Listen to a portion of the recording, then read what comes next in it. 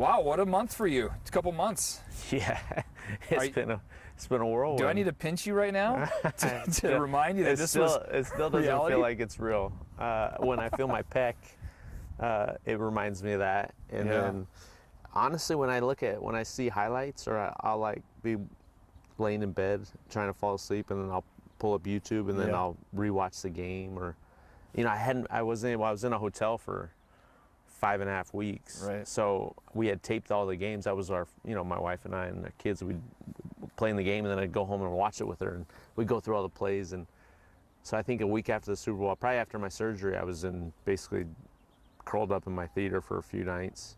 And then I rewatched every round. I started with Arizona, and then I rewatched all the games, and it was just it's hard to put into words. Like, I was doing it, went back after 2 years, and then now back to my old life. It was like I put my life on hold for 5 weeks and went on this crazy adventure, like you woke up from a dream, and now I'm back, and I don't know if I'll ever really fully believe what had happened. Has Disney reached out to you yet for like the movie rights to this? Because this was like a real life movie with you. It was, my agent, I love him to death. He's like, come on, we got to do this. We got to patent this. I'm like, David, stop.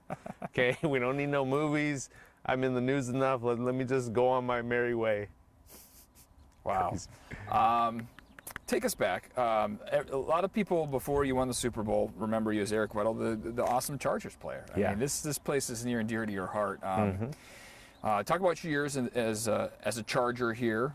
We'll get up to the Super Bowl win and everything, but the Chargers fans that supported you from day one and were pretty much maybe only cheering for the Rams because you were on it. I mean, they're sitting out there watching this. What do you have to say to those? I mean, it was this whole run, this whole 5 weeks. I never felt the love and support that I felt during that 5 weeks. I felt like everyone, whether you liked me or not, you were pulling for me in this moment. And with everything that happened in San Diego, when I got drafted, I grew up 2 hours north of here, and it was such a blessing in disguise to be able to be so close to my family and to make this our home in this amazing city with the fans and the community and just everything that embodies San Diego is who we are, my family and I. So I was just so fortunate to start my career here and to go through the ups and downs, and then have my career end up in Baltimore, and moved on to there and had an amazing experience there. But it all started in San Diego, and there's a reason why this is home to us. For the support and the love that I received the minute I got drafted till I was holding that Lombardi trophy. Everyone that had a hand in it, everyone that supported me, who gave me words of encouragement, for the city in general. Like, I felt like it wasn't just me winning it was all of us, right? The team left us, they kicked me out, they left the city, and then now to come full circle, I felt like it wasn't just me winning the Super Bowl, it was everyone in the city of San Diego and everyone that's had my back throughout my career. You brought up the ups and downs. One of the downs, I would say, is the departure from the Chargers. Right? Yeah. Boy, that was just a weird thing how that all unfolded. Your daughter and the cheerleading thing, and then the halftime. I mean, walk us through what happened there, and if there's anything you wish would have been done differently. I mean, it's not really much weirdness that happened. It's one side not communicating, one side saying lies and trying to make my life as miserable as possible, and then me standing up for myself. So, I mean, do I look at anything differently or wish I would have done? No. Like, that's not how I live. I don't live with regrets. I stand up for what I believe is right, and they did things not right. And, hopefully they learned of how to treat people, how to communicate with their players, and hopefully they're better from it. But the reality is they treated me you shouldn't treat people that way. And, I moved on, they moved on, and I'm happier from it. Communication, so yes. important. I mean, I coach Little League, communication's important. In the pros, communication's important. owners to players and the team. I mean, why don't you tell us what you've learned about communication, how important that is in ownership and with teams? Well, it's one of my core values. When I take over this program, this is an incredible place, and Coach Tristan has done an unbelievable job with the culture and building these young men to be leaders in our community and to stand up and do it as right. And for me, it's kind of just piggybacking off that and then putting my own stamp on it. But I've witnessed it firsthand of communication, how it could be an advantage and can be something that is a core value, a core to who you are as an organization, as a man. And I've seen on the other side where it's not, and to see the detriment it does to a person is just something that you'll always know where you stand with me, right? Good, bad, or indifferent, I'll always be honest with you. I'll always tell you where you stand. I'll tell you what you need to improve on. I'll tell you what is not allowed, right? I'm not gonna stand for certain things. And at the end of the day, as a professional, you always just want to know where you stand. I just want to be respected. I respect you, so I just want the same thing in return. I may not agree with you, but at least I'll respect you at the end of the day. It's no different how it ended in Baltimore. Did I agree with Eric DaCosta telling me I should take a pay cut to come back? Did I agree that they may want to get faster and younger at the position? Of course not, right? But I did respect him that, hey, this is his vision for his organization, his team, and I may not like it, at least I respect him, and that's why I still have a relationship with him. I'm as close with him as ever. But on the flip side, when you don't do that, the relationship's damaged forever. And with me, it's once you do things to cross me, it's hard for me to ever come back from that. What has it been like working with the Rams management compared to, and not necessarily even compared because you touched on that, but what was it like working in the Rams organization? Yeah, I mean, they're just from the top down. I mean, from the owner, Stan, they just went from Les to Sean to the people within the building, and the majority of the people in San Diego with the organization I loved, right? It was just, I don't want to really get into it because it's irrelevant to my life and theirs. Like, I'm a world champ, and all that stuff had to happen for me to be with LA. So I'm grateful for it. I'm grateful for the people that I learned who were in my circle and who weren't, right? My family got up, sold our house in Escondido, and moved to Baltimore year-round, and there was the 6 of us. That was it. Nobody else was there for us, right? So I learned a lot. I grew a lot, and in the grand scheme of things, that needed to happen to become who I am today. But there's just certain organizations that do it right and some don't. I mean, that's just the reality of it. There's organizations that win Super Bowls all the time, and there's others don't. I mean, there's proofs in the pudding and on the way they do business and how they run their building. When you retired the first time, were you okay being done? And did you ever think you'd be going back? No, I was great. I went out the way I wanted to go out. I went out on my terms. I always told myself I didn't want to be the guy that held on too long, that was the journeyman who kept playing because he had nothing else to do or he had nothing else to look for. That's not me. Football doesn't define me. I play it because I love the game and I love what it's brought to my family and so many of the adversity and the ups and downs and what the game teaches you is who I am today. But it's not. I have so much more to give, right? And so much more to live for, my kids, my wife, why I'm here, what's the purpose, right? So I was ready. I didn't want to, I couldn't deal with the pain.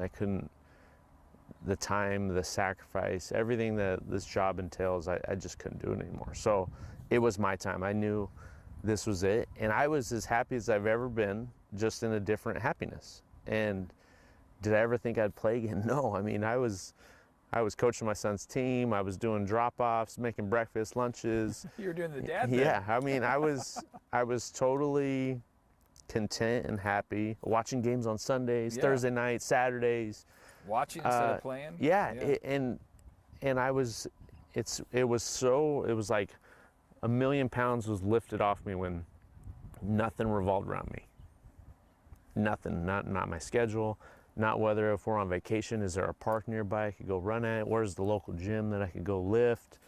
You know, I didn't have to stress over not getting work in every single day getting ready for a season. Yeah. I didn't have to worry about whether I was going to be home for Christmas. Am I going to be home for Thanksgiving? Am I going to be able to take my kids on Halloween trick-or-treating or not? Like, I'm going to be home for every holiday now.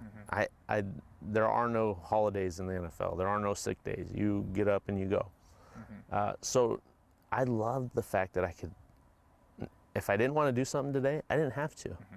If I didn't want to work out, I didn't have to, right? So, and then having the chance to get back to my kids was just so awesome for me. And being able to take them to school, pick them up, take them to their sports, being able to support them at all their games. Now, not having to miss them, not having to have my wife videotape it and tell me how my son's doing or tell me how Brooklyn's doing. Like, all those things take a toll on you for a long time, and I was ready. So, long story short, did I ever think I'd come back? No. It was an adamant no. Did I have chances multiple times in 2020 of wanting me to come back? But it was always no. I told my agent no, no, no, no, no. And it was a done deal until the stars aligned. Tell us about those stars aligning. How did it all start? Well, I was actually meeting here with Tracy about this plan moving forward with Tristan bringing it to my attention a few months ago. Probably in, I think, December, we finally sat down. He back it up a year in 2020, maybe after that season, that 5-game COVID season, and that took a toll on everyone. Yeah. And looks like we're finally getting back to Some normalcy. life. Yeah. And he mentioned just, would I ever want to coach high school football? And at some capacity, I'm like, yeah, I mean, not for a few years. Like, Gage at the time he was in 5th grade. Okay. And I'm like, it's probably 3-4 years down the road, eventually I would love to. I'd always dreamed of coaching. I mean, I got my degree in special education, mild and moderate disabilities to coach high school football. Because in Cali, you had to teach and coach. That's, back in the day. That's right. So that's what I envisioned. And then obviously, I never in a million years thought I'd go in the NFL. So that kind of put everything on hold. So I was meeting with Tracy. In the meeting, we met for like 2 hours, and it was great just to get to know me. Tristan had mentioned me and talked me up, so she kind of wanted to put the face with the person, and then just talk about my values, my vision, and so forth. And I come out and I see a call from Raheem Morris, who's the D coordinator, and a text. He said, "Hey Dub, give me a call when you get a sec." And I said, I mean, man, that is crazy. That I haven't talked to him in months. What was going through your mind? I mean, as we get this bell here, what was going through your mind? Let me shut my alarm off. What was going through your mind when you get a text from the defensive coordinator? Well, it's not out of the norm. Like, I stay in touch with a lot of guys, coaches. Good morning, Broncos. You are all invited to stand. There we go. I'm gonna get used to that. There we go. Pledge of Allegiance. Ready? Begin. I pledge allegiance To the flag, United States of America, to the republic for which it stands, one nation, under God, indivisible, with liberty and justice for all.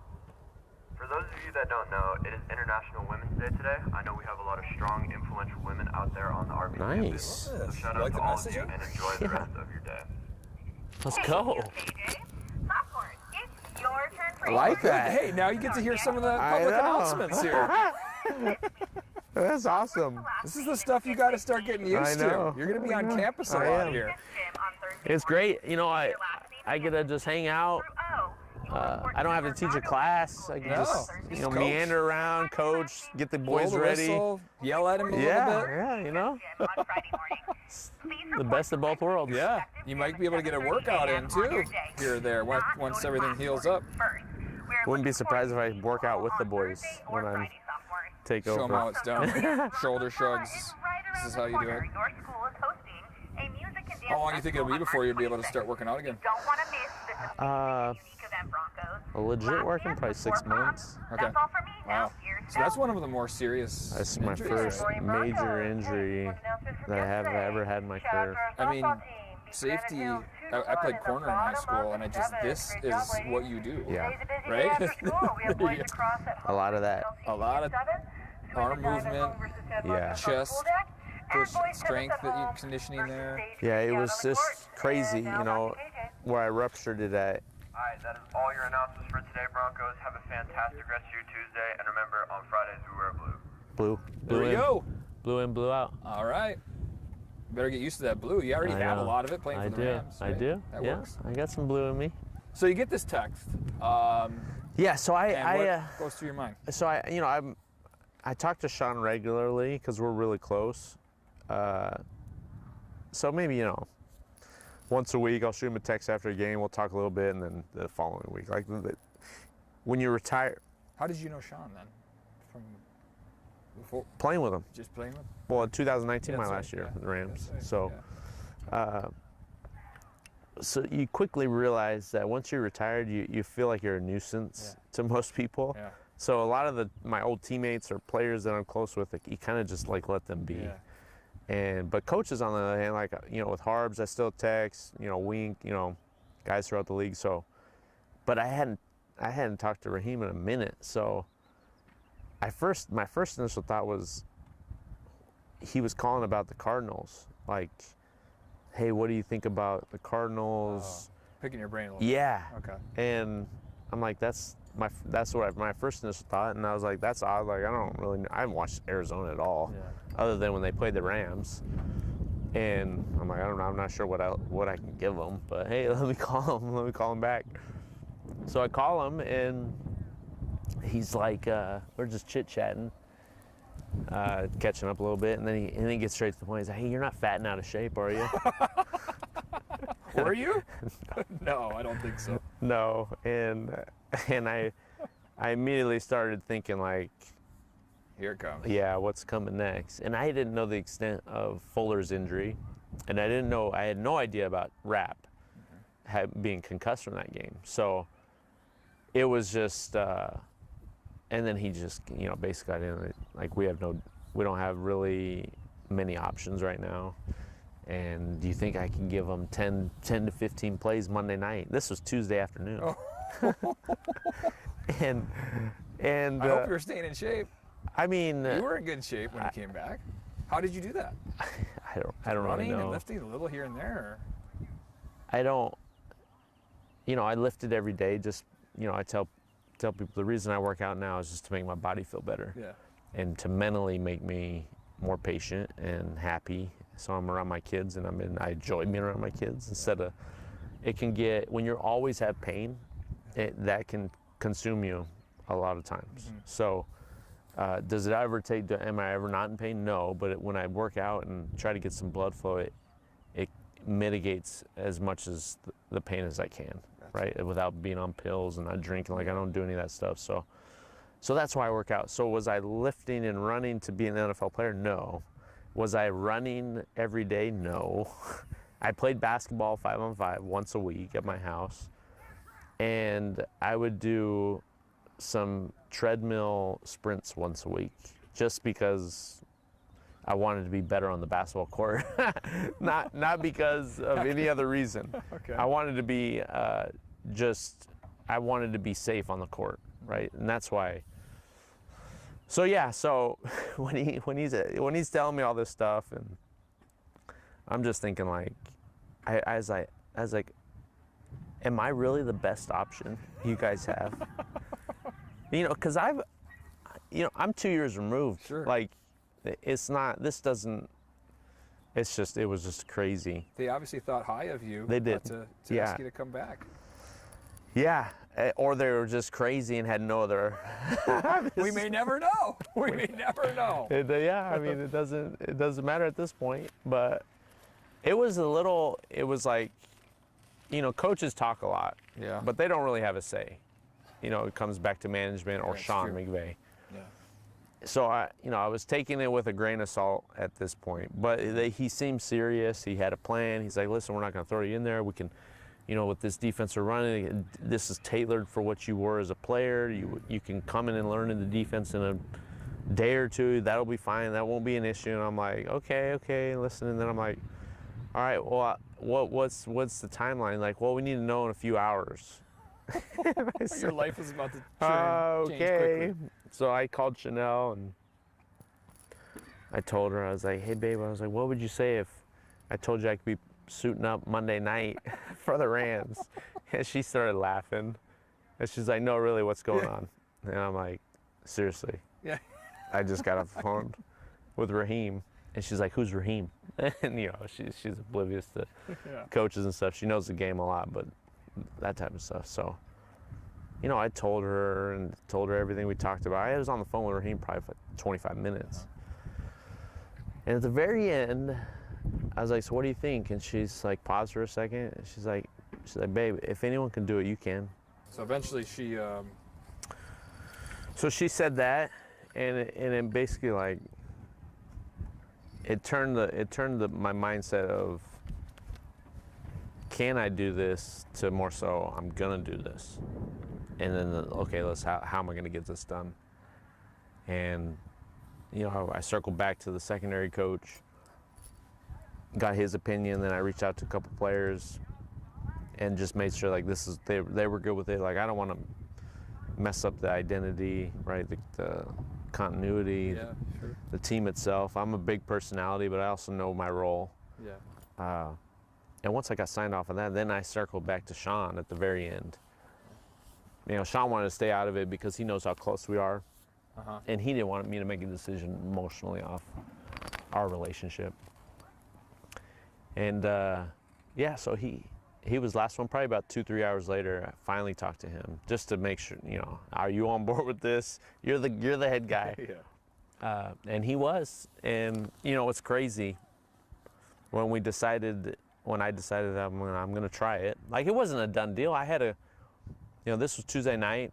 I got up there around 1:30 in the morning, 1-ish, Wednesday morning. I was in the building at 5:45. And I had Wednesday, Thursday to get as much as ready as possible for practice Friday and practice Saturday. And that was basically my game day. If I could show that I'm physically able, like, this is a great story, all this other stuff, mentally you're smart, you can learn the defense, but if you can't go play, it doesn't matter. Right. So that was my game, to make sure I could show them that they're confident enough to put me on the field. So I was talking to Sean Tuesday night, you know, when I decided all this, and he's like, Eric, you know, you wouldn't do this if you didn't think you could do it. And, you know, and I was like, yeah, you're right, but, you know, this is, I don't take for granted the whole work that goes into it. Right. He's like, you know, he's like, yeah, he's like, but you know, once you get out there and you start playing, you're not going to be able to come off the field. He does know you. And he said, and I'm like, well, you know, we don't want to do that jump streak because I won't be able to last. And he said, yeah, we'll have a good plan for you. We'll ease you into it. But he's like, we make this run by the championship game, you're going to be starting for us. You know that. And, you know, I'm not really thinking that far advanced. I'm thinking, oh, my gosh, I got 5 days to make up for 2 years. Right. So, and the rest is you put in the work. And how many games total was it? 4 games. 4 games. 4 games. You know, people don't, because obviously I didn't say anything, but the 9th play of Arizona, I basically pulled my hammy and groin. Oh. And I played 10 more plays after that. What play was that? It was the pick 6 that David Long had. And I had covered the guy, and that's when Murray hitched it because he wanted to throw the guy, and I was right there, so he didn't. That's when he got sacked and he threw it up. But as he threw it up, when I burst to go get it, it grabbed, and I was like, oh my gosh, this is it. You know, at least I gave him 9 plays, right? Like, I gave him all I got. And, you know, I've dealt with those types of injuries. Not like a full pull where you can't run, but a slight, like, you know, it definitely grabbed. Yeah. And if you go all out from there, you're going to tear it. So I've been in those situations. So I played the next 10 plays, kind of managed. I was playing at like 75, 80%, making sure I didn't do anything crazy, but get through the game. And luckily, thank goodness, we were blowing them out. And I didn't have to play into the 3rd and 4th quarter. I played the first series of the 3rd quarter. We got them off the field. And then I was good. And if that didn't happen, or if we had to keep playing, I probably would have torn my hamstring or groin, and I wouldn't have been able to play anymore. Yeah. So it's just so many things had to work out. But so now, so you had a week to rest? Rehab, not rest. I mean to rehab it. Yeah. I mean, it Work was. on it, stretch it out, like get it all set. I never have worked so hard in my life over a 5-week period than I did for the Rams, because I wanted to give myself and the team as best of this version as I could. And that was, I mean, I lifted twice a day, treatment around the clock. I was in the building at 5:45 every day, and I wasn't leaving until 8 o'clock, 9 o'clock at night, and treatment around the clock, trying to recover, trying to make up. I mean, I put on 9 pounds of muscle and dropped like 3% body fat in 8 days. Wow.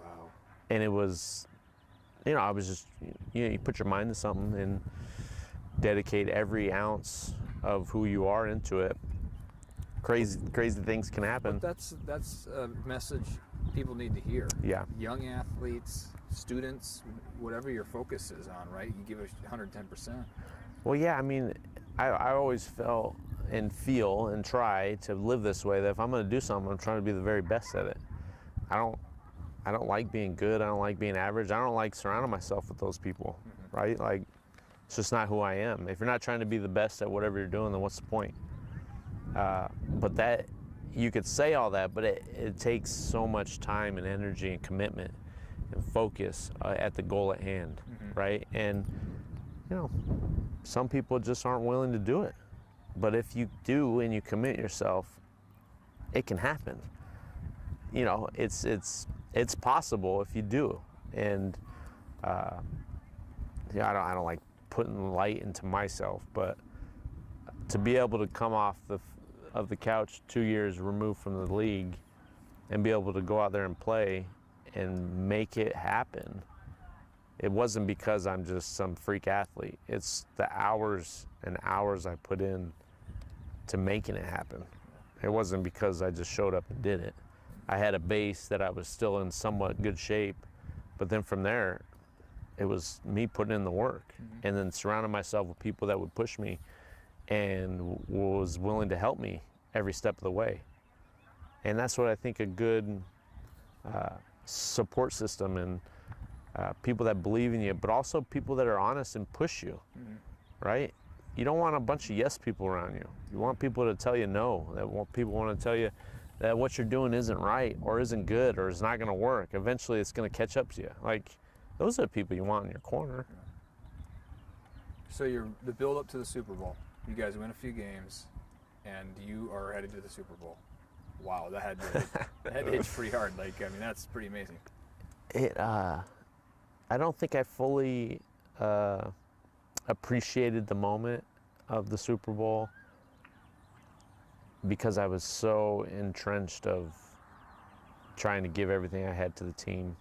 Every single day was about what can I do to make sure my body's right and my mind's right. That Frisco game took a lot out of me. I mean, I slept a total of maybe 5 hours over 2 nights. I was in so much pain. Those hits that I took in Frisco, I had not prepared for physically. I mean, I tried over 2 weeks, but who are we kidding here? That, no, right? no.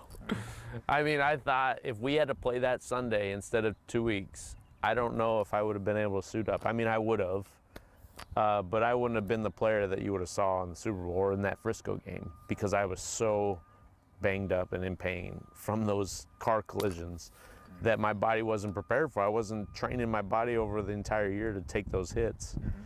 And then the Super Bowl comes, and the Super Bowl is so much more than the game, right? So we're sitting there and we got this performance, we got this song, we got The Rock hanging out, and The Rock's getting up there and he's talking for 5 minutes and he's not doing anything. Like, he's not talking about anything.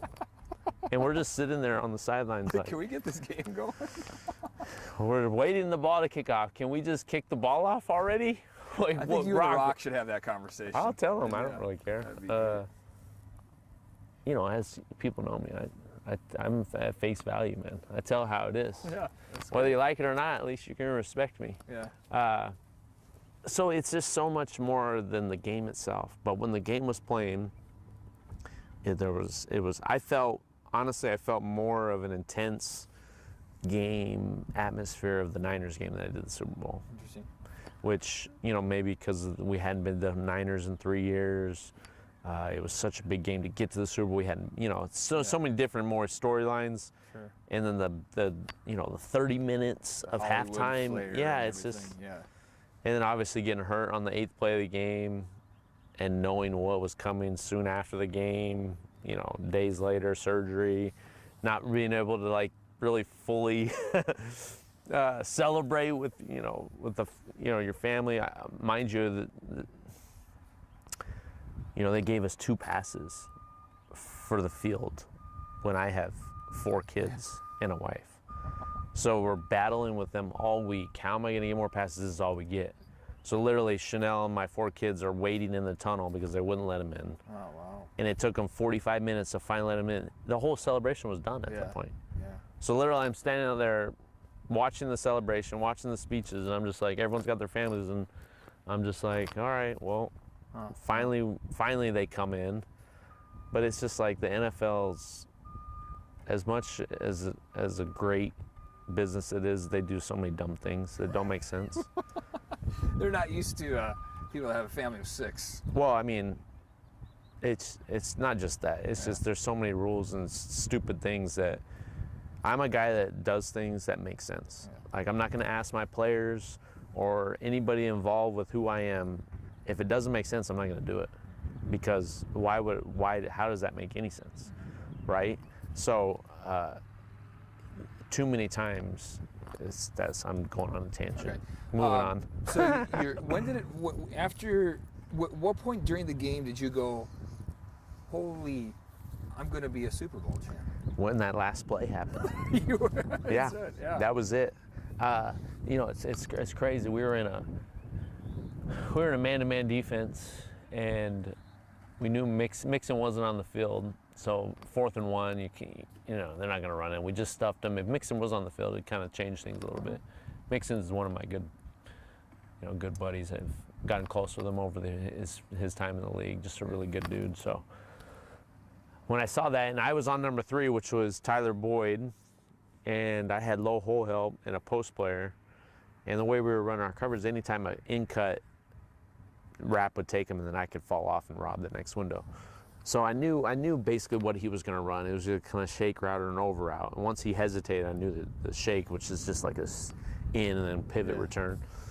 And once I knew that, then I knew wrap was going to take him. So I flashed the second window, the slant, which originally Burrow wanted, which Darius had he wasn't, whether I was there or not, he had him covered. Yeah. And so I'm covering Boyd, then I flash back to help him, all with my eyes on Burrow. And Burrow went like this, and then once he pulled it down and started running, I see AD coming. And I'm like, I immediately thought of the Niners game, because I was covering Kittle over the middle of the field and gloved him up, and then I see AD tracking him down, and I'm like, oh my gosh, this is about to happen.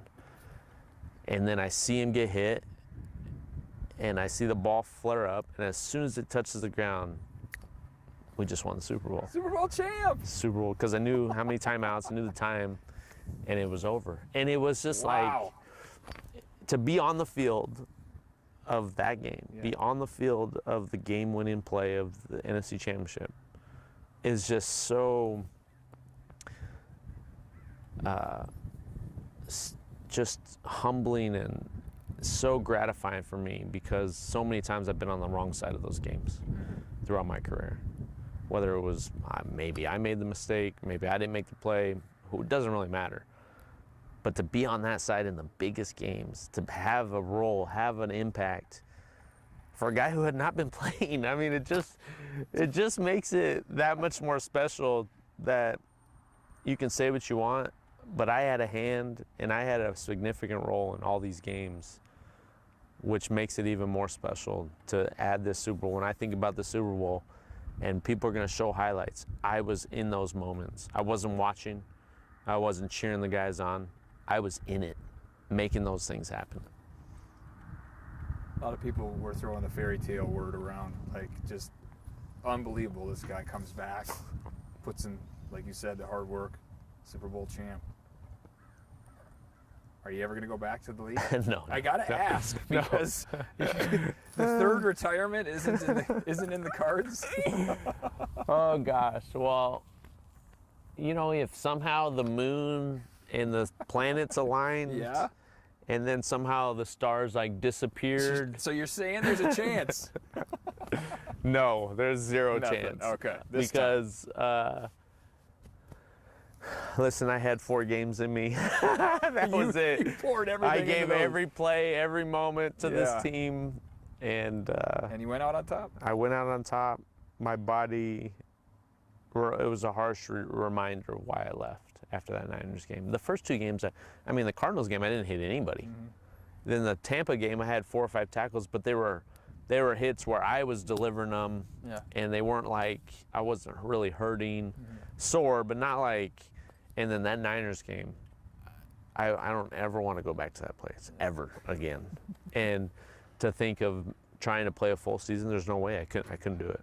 Couldn't do it mentally, physically. So it was a running joke. Tyler, he's the assistant head trainer there and does a lot of great work. Tyler Williams, and he'd always come to me. He was working with me from the minute the sun came up to sun came down. He'd be like, all right, Eric, you know, getting ready for practice. He'd be like, all right, Eric, just remember, we got to save these bullets for the game. Okay, so when you're out there practicing, you're feeling good. Don't waste your bullets. Okay, Yeah. we got a select amount of bullets Yeah. we got for these games. Okay, we don't want to waste them out here on the practice field. Let's wait till we get them. So then we got the extra week. And it's like, all right, we got a full clip. Let's go use it in this game. We've been building for this for 5 weeks. Yeah. You can let it loose. It doesn't matter at this point. If you get hurt, who cares, right? If you tear something, it doesn't matter. We're gonna give it all we got. You know, who would have thought it would rupture my pec? But Yeah, there was you a know, bullet. thanks, and then- Tyler. yep. But So the clip is empty now? There's no more bullets left in the the bullets are cartridge? saved for this field There you go. and those fans and Yeah. the city of trying to put a great product and build these men to be leaders of this country or community and maybe other country. Yeah. We sure need it, I can tell you that. Yeah. Well, that's a whole nother type of interview. We'll keep this to sports, not politics.